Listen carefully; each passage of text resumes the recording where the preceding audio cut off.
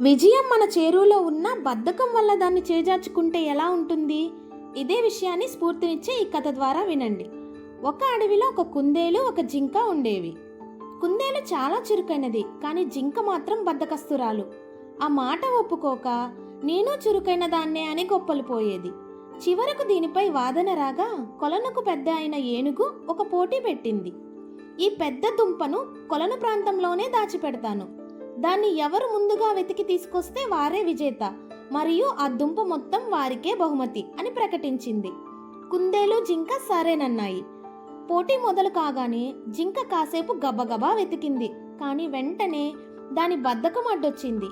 అబ్బా, ఇంత పెద్ద ప్రాంతంలో వెతకడం అంటే కష్టం, అలసిపోయాను, కొంచెం విశ్రాంతి తీసుకుంటా అని ఒక పెద్ద చెట్టు వద్ద కూర్చుండిపోయింది.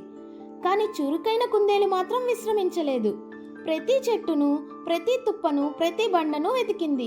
నిరంతర ప్రయత్నంలో ఆఖరికి పెద్ద దుంపను విజయవంతంగా సాధించేసింది. తీరా చూస్తే ఆ దుంప జింక కూర్చున్న చెట్టు తొర్రలోనే ఉంది. బద్ధకంతో ప్రయత్నం చేయక తన పక్కనే ఉన్న విజయాన్ని చేజార్చుకుంది జింక. జంతువులన్నీ కుందేలు ఉత్సాహాన్ని, చురుకుదనాన్ని మెచ్చుకున్నాయి. బద్ధకాన్ని వదిలిపెట్టి చిత్తశుద్ధితో ప్రయత్నిస్తే విజయం తథ్యం. అందుకే భగవద్గీత కూడా కర్మ చేయమంటుంది. అయ్యో అని బాధపడకుండా ఇప్పుడే ప్రయత్నించడం మొదలు పెట్టండి, విజయం తప్పక వరిస్తుంది. ఇలాంటి స్ఫూర్తినిచ్చే కథల కోసం సబ్స్క్రైబ్ చేయండి.